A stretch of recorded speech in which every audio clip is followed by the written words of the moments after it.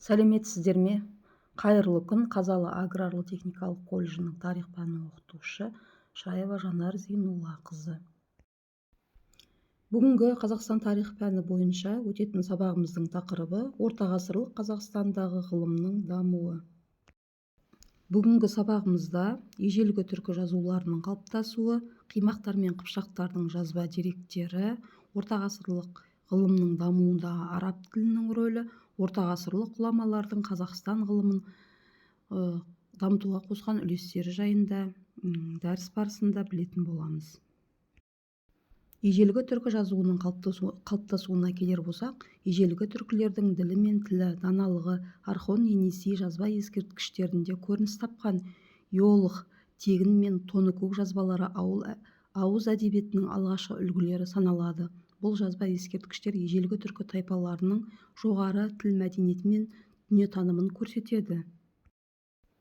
7 ғасырдың бірінші жартысында пайда болған түркі әліпбиі ағаш пен тасқа ойып жазуға қолайлылығымен ерекшеленді. Көне түркі жазуын алғаш рет 18 ғасырдың 20 жылдарында неміс ғалымы Мессершмитт пен шведтік тұтқын офицері Старленберг Енисей аңғарынан тапты. Скандинавияның руналық жазуымен ұқсастығына байланысты түркі жазуын руналық деп атады.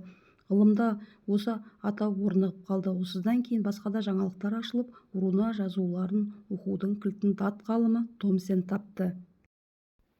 Қимақтар мен қыпшақтардың жазба деректері. Араб тілді грек ғалымы тарихшы Яқут әл-Хамауи өзі аралап көрген қимақ тайпалары туралы айта келіп, кейін біз қимақ аталатын тайпаға жеттік. Жазық жерде алтынды кесек күйінде шығаратын кеніш бар. Сол сияқты өзеннің ағысынан алмаста табылады. Сол жерде жазуға арналған қалам жасайтын қамыс өседі деп жазады. 9 ғасырдан бастап өлкедегі билік қыпшақтарға өтеді. Сырдарияның төменгі ағысы мен Балқаш көлінен Дунай жағалауына дейінгі ұлан байтақ дала араб және парсы жазбаларында дешті Қыпшақ даласы деп аталады. Қыпшақ дәуірі басталып, Қыпшақ тілі таралады. Орта ғасырларда Кодекс Куманикус атты бірегей сөздік қыпшақтардың әдеби ескерткіші жазылды. Еңбектің жазылған жері мен авторы белгісіз. Сөздік 2 бөлімнен тұрады. Бірінші бөлімінде латын, парсы, қыпшақ тіліндегі сөз тіркестері мен сөйлемдердің лексикалық мағыналары беріледі. Екінші бөлім діни уағыздарды қамтиды. Кодексте жинақталған сөздер қазіргі қазақ тілімен үндеседі. Азамат, аяз, айна, айран, айып, ашу, ат, ата, тағы басқа. Бүгінгі күні қолданыста жүрген парсы сөздері де келтірілген. Сауап, халал, харам және тағы басқа. Бұл сөздік Қыпшақ дәуірінің құнды ғылыми жәдігері болып табылады. Ортағасырлық ғылым дамуындағы араб тілінің рөлі. Ұлы далада сауда, қала мәдениетінің өркендеуімен қатар ғылымда дамыды. Ислам дінінің түркі қағанаттары аумағында таралуымен ғылыми еңбектер араб тілінде жазыла бастады. Сауда халықтардың өзара байланысын кеңейтіп, ғылым және өнер жетістіктерімен алмасуға әсерін тигізді. Мұсылман саудагерлері жергілікті халықпен сауда-саттық жүргізу арқылы дін таратуға да үлестерін қосты. Ислам ежелгі түркі мемлекеттерінің халқын әлемдік өркениеттің рухани құндылықтарымен таныстыруға зор роль атқарды. Араб тілі арқылы олар басқа да халықтардың әдебиеті, философиясы және тарихымен танысты. Мұсылман ғұламалары еңбектерін араб тілінде жазды.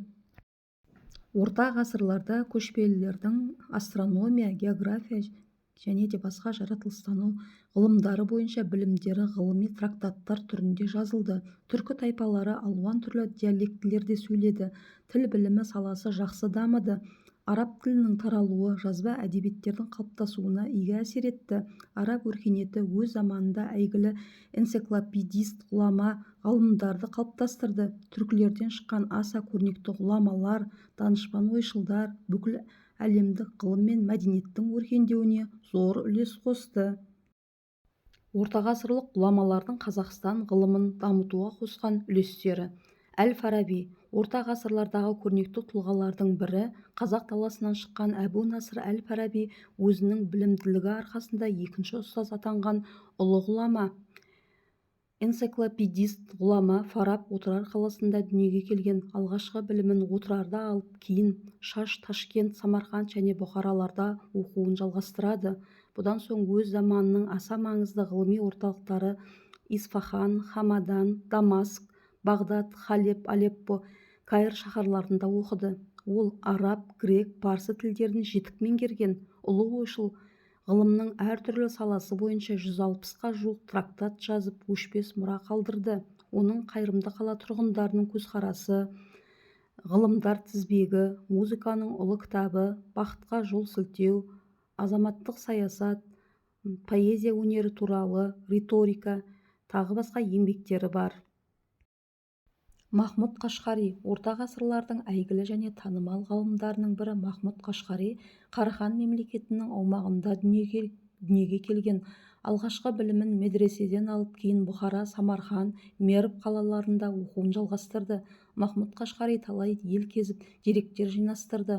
Ұзақ жылдар бойы жүргізілген ғылыми ізденістері нәтижесінде Диуани лұғат ат-түрк, түркі тілдерінің сөздігі деген мағынаны білдіреді, еңбегін жазып шықты. Бұл шығармада тарихи, мәдени, этнографиялық және лингвистикалық материалдардың үлкен қоры жинақталған. Диуани лұғат ат-түрк орталық Азия түркі халықтарының тілі, тарихы, этнография, география, астрономия, медицина, әскери іс, мәдениеті, дін, салт, дәстүрлері мен әдет-ғұрыптары туралы ақпарат беретін құнды тарихи дерек. Олай болатын болса, біздің бүгінгі дәрісіміз аяқталды. Назар қойып тыңдағандарыңызға рахмет.